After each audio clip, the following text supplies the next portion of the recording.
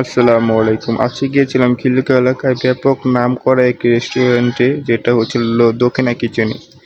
তো আপনারা দেখতেই পাচ্ছেন তাদের খাবারের মেনু এবং ডেকোরেশন। আমরা কিছু খাবার নিয়েছিলাম সন্ধ্যা নাস্তা হিসেবে।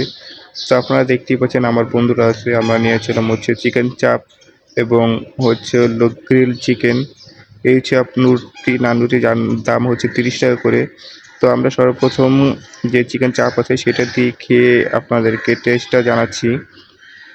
তো তাদের কালারটা আপনারা দেখেন, কালারটাই কিন্তু অস্থির একটা কালার।